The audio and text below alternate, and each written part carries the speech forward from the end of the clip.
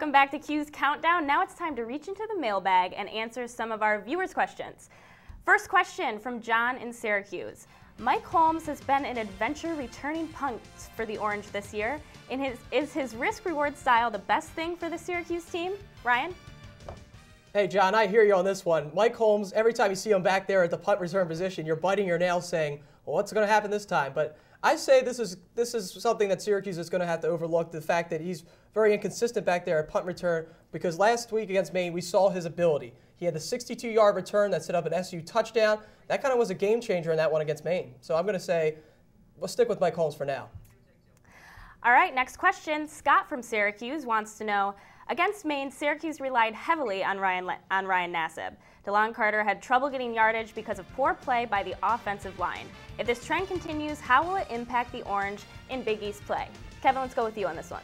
Well, Scott, I think what Syracuse has to do going into the Big East play is they have to get Ryan Nassib out of that game plan and get DeLon Carter involved again. Syracuse is a run-first team. Everybody knows it. And DeLon Carter has to start playing better in order for Syracuse to be successful in the Big East. If they have to rely on Ryan Nassib, he's simply not polished enough in order to lead this team through the Big East successfully.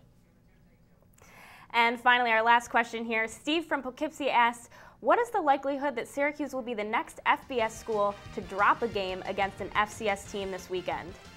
Hey, Steve, I don't see this one happening. You're going to hear our predictions in just a little bit, but I just don't see Syracuse coming out against Colgate and struggling whatsoever. When we took our trip down to Colgate, Kevin, we saw the mismatches that Colgate's going to have to face this weekend. No, I have to agree with you. I don't think Syracuse is going to drop this game. It's probably going to be pretty interesting because I honestly don't think that Syracuse is going to come into this game with the right mindset, but they're definitely not going to lose it. They've shown that they can recover in the second half. I think they may have to pull it out again, but I think they can do it.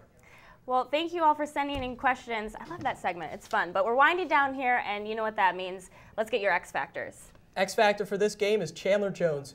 Monster game against Maine. Now he's coming into this game against Colgate, and he could be the game changer because Greg Sullivan back there at quarterback for Colgate, he could force him into a lot of mistakes, just the way he was able to contain Jake Locker.